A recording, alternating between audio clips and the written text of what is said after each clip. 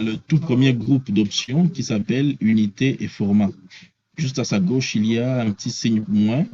Vous pouvez cliquer, donc que ça devienne plus pour avoir plus d'options dans unité et format. Et dans unité et format, il y a l'option dimension, par exemple. Vous allez voir des options apparaître à droite. Chacun va choisir les options qui lui vont au mieux, que ce soit dimension de la structure. Dimension de la structure veut dire, lorsque nous allons introduire la structure, la distance entre les différentes colonnes, la longueur des poutres, la hauteur du bâtiment, ça, c'est ça qu'on appelle dimension de la structure. Et puis, il y a dimension de la section, qui peut être la section de la colonne, section de la poutre, là où l'épaisseur, des fois l'épaisseur de la dalle, là, vous allez trouver ça en centimètres, centimètres carrés. Et puis, il y a caractéristique de la section. Caractéristique de la section qui peut être, lorsque vous venez de créer, vous voulez créer une nouvelle colonne, une nouvelle poutre également, ça va venir avec, les unités en centimètres. Mais également, lorsque vous allez sortir les résultats de votre logiciel, il va inscrire sur la note de calcul en unités de centimètres la dimension de votre section. Vous avez assemblage acier qui ne va pas nous concerner pour le moment. Barre de fer, barre de ferraillage. Alors, c'est partout souvent utilisé en millimètres, mais ça dépend du lieu de chacun. Vous allez choisir les unités qui vous vont au mieux. Ça, c'est le diamètre de votre barre de ferraillage.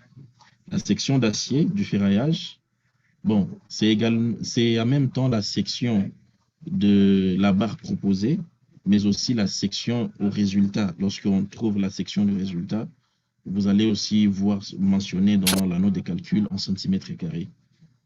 Il y a largeur des fissures. Bon, on ne va pas exploiter cette option pour le moment, mais pour ceux-là qui sont intéressés, ils peuvent changer aussi en unité qui va au mieux. Juste en bas, nous avons la force. La force en soi, c'est souvent la force qu'on va introduire dans le projet. On va, par exemple, introduire des charges, et ça sera en les unités qu'on va choisir ici. Le moment qui sera déduit, bien sûr, de l'unité de la force que vous avez choisie et de l'unité de la longueur de la structure que vous avez choisie au niveau des dimensions ici. Vous avez aussi la contrainte qui est en unité en méganewton par défaut, méganewton par mètre carré. Chacun pourra choisir les unités auxquelles il est habitué. Et puis, vous avez dans Autres, juste en dessous de Force, vous voyez le déplacement linéaire, angle de rotation pour la déformation. Vous avez angle de rotation résultat. Donc, il y a données et résultats.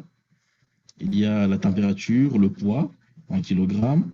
Mais souvent ici, pour ceux qui sont habitués à utiliser ça en kilonewton, vous pouvez changer et mettre le poids en kilonewton. Vous avez la masse de votre structure qui sera déduite de données que vous allez donner à l'application. Quand vous choisissez par exemple du béton, il va directement considérer la masse volumique par rapport au volume que vous avez mis et déduire directement la masse. Juste après, vous avez édition des unités. Pour l'instant, pour que ça ne complique pas les résultats que vous allez avoir, il ne faut pas modifier ces trois paramètres ici. Alors là, nous terminons avec les unités et formats. Nous passons aux matériaux. Pour les matériaux, ça dépend de la norme que vous voulez utiliser. Pour notre cas, je ne sais pas si tout le monde serait peut-être à mesure d'utiliser la norme BAL. Est-ce que vous êtes tous habitués à cette norme-là? Ou il y a ceux qui ne connaissent pas la norme? La norme BAL. Êtes-vous tous en connaissance de cette norme-là, la norme française BAL?